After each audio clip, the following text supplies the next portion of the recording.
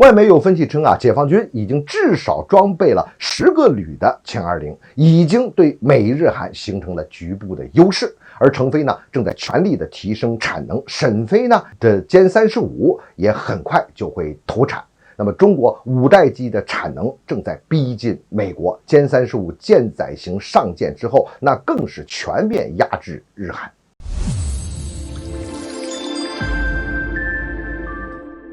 欢迎来到张斌观察，我是张斌。这国外的媒体他们特别的关注我们中国的5代机的情况，特别是我们的产能、实际产量，还有咱们装备的数量。当然，他们也没有什么准确的数据，他们就是在那进行比对进行推测通过一些公开的信息进行分析、进行推测得出的他们的一个结论。要说起来呢，他关注的点也确实是个要点，因为你即便东西再先进，你没有量，你那个质就没有意义，这个量是非常非常的重要的。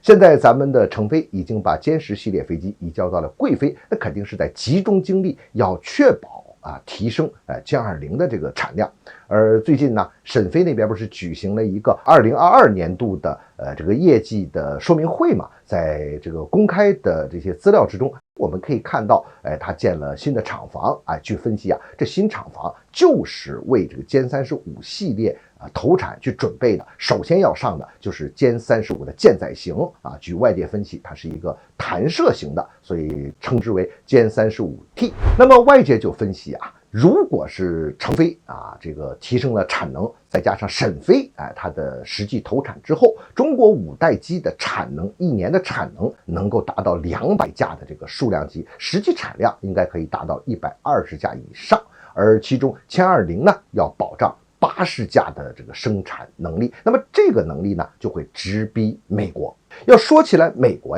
美国现在还是在航空工业是全世界最强的，在军机生产上也是最强的。咱们先不说其他的机型，就单说美国的5代机，当然美国现在5代机也就 F35了嘛，不过它 F35有3个型号，在全球呢它一共有3个工厂美国本土、意大利还有日本这边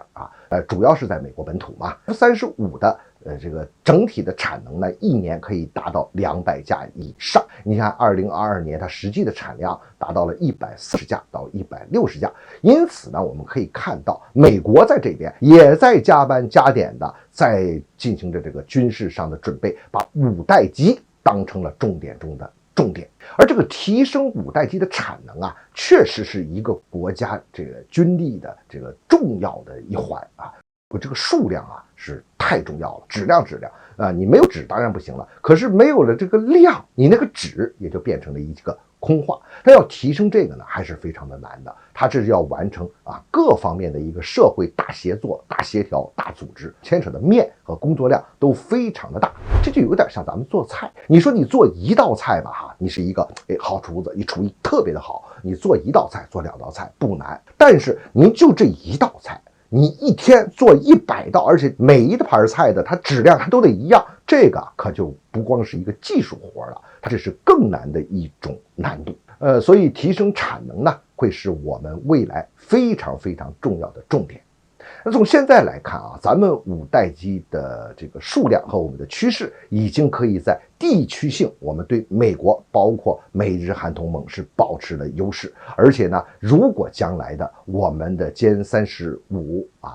这个舰载型真的能够上到我们的航空母舰上，也就是说我们的福建舰，那对美日绝对是一种压制，一种碾压性的压制。日本他们也有这个航母嘛，是吧？他们也正在加班加点改造，而且将来人家上面会装的 F35B 的海军陆战队型嘛。那其实呢 F35B 它这个陆战队型，它原本的用途并不是进行远程的打击，也不是进行这种制空作战，这方面它还是弱的，它主要为2栖登陆的时候提供这个火力支援。那相比于咱们的歼35这舰载型，那还是差一个数量级的。因此呢，一旦是我们歼35投入这个量产能够上舰的话，那绝对是日本就不是个对手。所以说我们现在可以看到这个足够的5代机就是我们能够保证地区安全，完成我们国家统一的一个必要的保障基础。相信在这个方面我们也会加快脚步。